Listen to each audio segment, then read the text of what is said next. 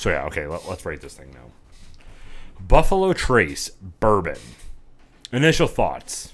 What do you like about it? It's a perfect everyday drinker, and it's the great price point. It's 90 proof, 45% ABV. However, it doesn't necessarily hit, right? Or my tolerance is just through the roof because I'm an animal. Yeah. But it's smooth. It's a low burn. It's nothing crazy. The burn is it's a high hug. It kind of sits in the mouth, nothing crazy. And it performs well. It really does. It doesn't linger too long, but it gives you all the tasting notes you want. Journey's up there playing again. It's like she's moving the furniture to play Twister. I think she's trying to get Cleo to get exercise in. Yeah, so this is your perfect everyday drinker. It is something that you can easily slam. You can bring this to a party and everyone will be happy. Yeah. This is a crowd pleaser to the fullest extent. Yeah. And it doesn't burn to the point where people are going to get turned off. Right.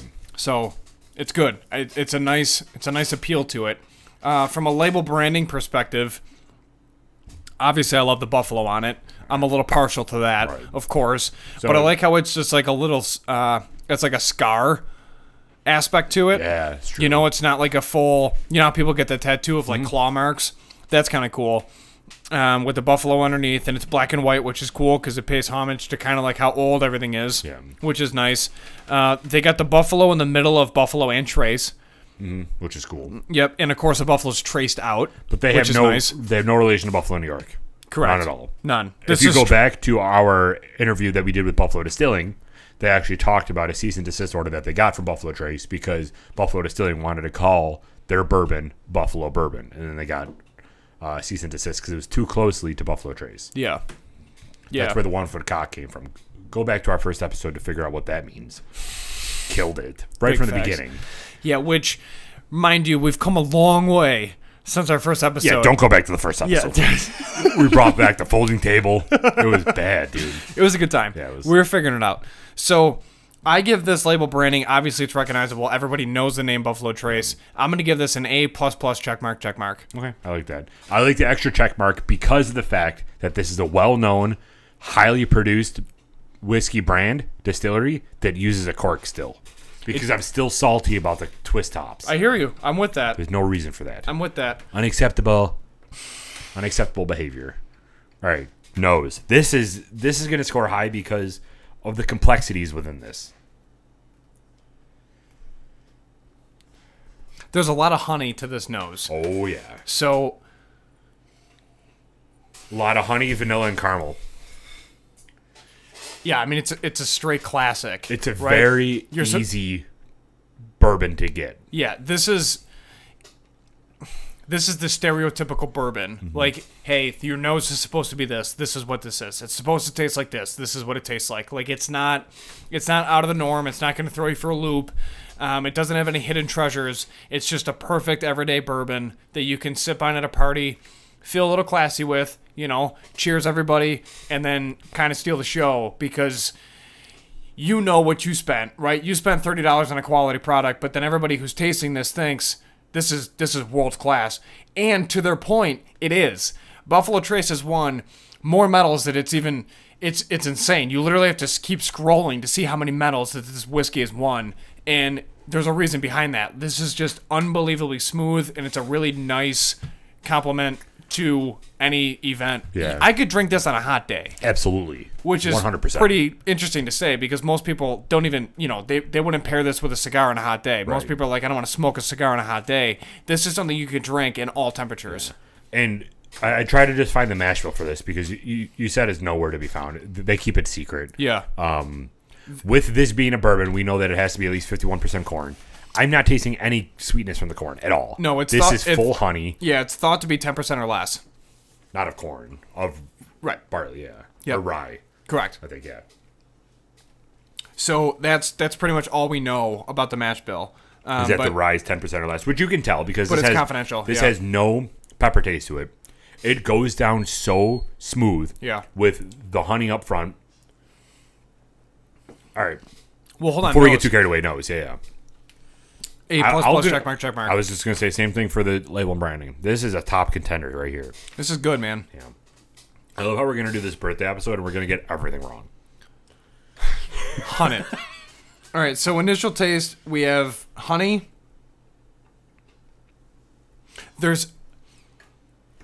Up front, it's just such a high hug. The ending note is where you really get the burn. Are you getting kind of like a candy corn? Like a honey candy corn, like that candied taste to it. I think it's from the wood sugars, but yeah, I would say that. I agree. So honey, and then I would say wood sugar would make sense for it.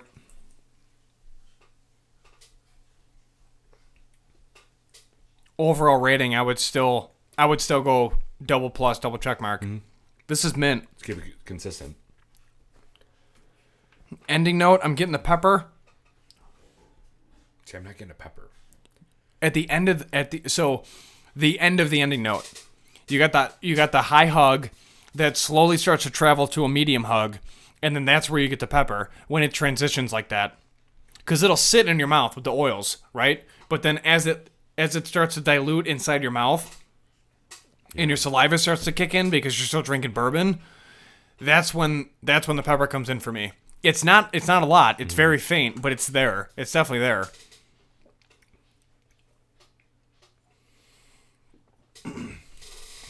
Yeah, I'm trying to like.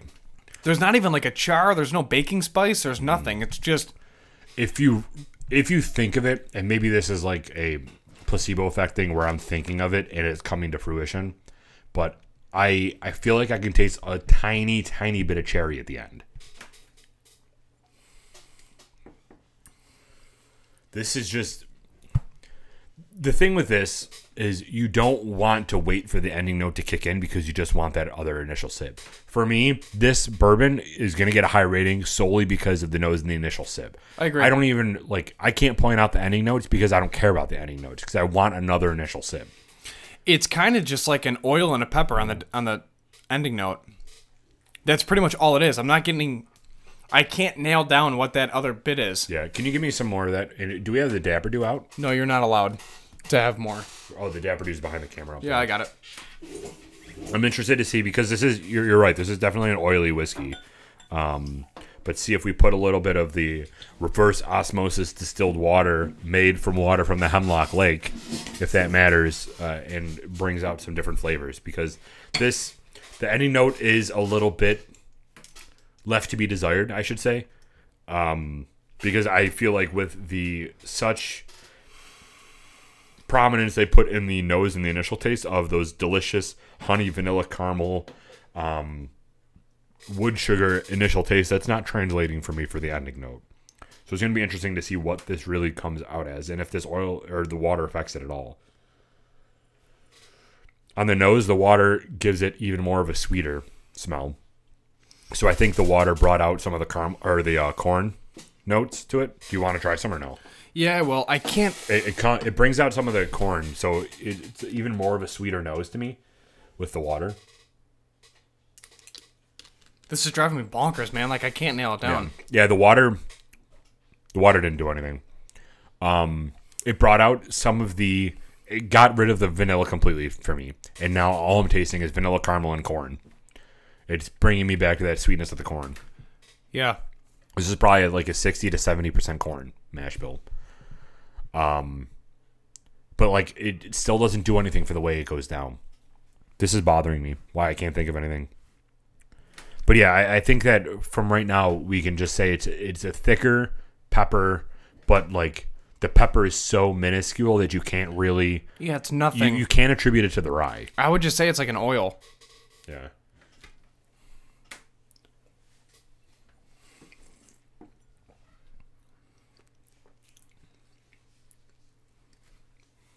Yeah, this is tough. You could probably put pepper on there. I can see where you're getting pepper. It's faint, but it's there, and that's the only thing I can pick up. It's definitely not like a rye pepper. No, not at all. But it's a faint pepper that just kind of lingers like a medium hug, and then it just dissipates and it's gone, and then that's it. All you want is the initial taste. I'm gonna give this an A++. Hold on. You know what I'm thinking of? Leather. Really? That's what it tastes to me on the end. Is leather. Because it's that like oily. This is gonna sound so weird, but it's like this oily, nonchalant, luxurious taste on the end that doesn't give you a certain flavor profile. Like leather doesn't have a. I don't know, man, but that's what I'm thinking of right now. Is it's just like a leather shoe going down, but in a good way. Mm-hmm. Dude, the oils just coat your mouth. Yeah, that's probably why I'm thinking of leather too. Is because look at that, man. Like there's oils everywhere. Yeah, you don't think of leather as being a like fruity taste. Or no, not at all. To me, I'm getting leather on this. I'm gonna take to the oogles again and see what some other people say. What would you rate this? A++? Yeah.